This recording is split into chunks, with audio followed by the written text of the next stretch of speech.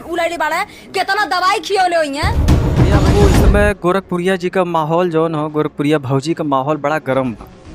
वो ना ऐसा ऐसा बात बतावत हैं कि साला दंग हो जा बस सुन के। कुछ प्रोटेक्शन के बारे में बतावत हैं, तनी ओकरे बारे में सुनी ले तो हम छर्रा उलड़ी बाड़े कितना दवाई खियोले हुई हैं। भाई साला बड़ा धक्का लग जाला उनकर बतिया सुने के बाद। उन कहा दिन भाई हमहू सबे औरत है, हमहू सबे प्रोटेक्शन यूज करीला, हमहू सबे अगर एको दिन अगर न देखे तो लड़कियां अगर हमन के प्रोटेक्शन में ना रह जा तो हर महीने में लड़का हो।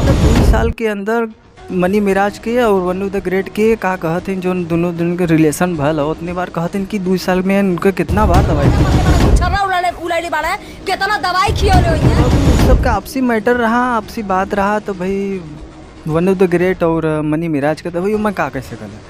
तो भाई ये गोरखपुरिया भौजी उनके बारे में का कहते हैं तो हम तो कहती थोड़ा सा झलक और सुना गोरखपुरिया भौजी। अभी तो बच्चा के नाम तो नहीं आवता, लेकिन हो सके कुछ आगे और भी खुलासा हो गया। अभी आगे देखा तब गोरखपुरिया भौजी देखा यही कुल हैं हम देखा यही बदे हम मानी लाउन कि कुछ न कुछ बात ऐसा बोला लेन, कुछ न कुछ ऐसा बात कहा लेन ताकि अच्छा लगला आदमी के।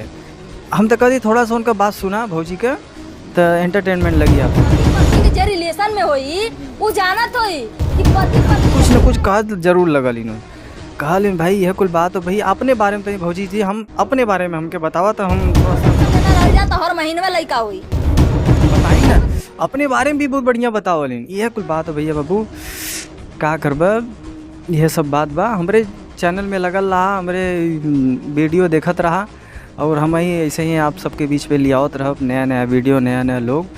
बस भैया बाबू सब्सक्राइब करते अपने भाई के सपोर्ट करा, प्यार दे दुलार दे, बस और कुछ नहीं चाहिए।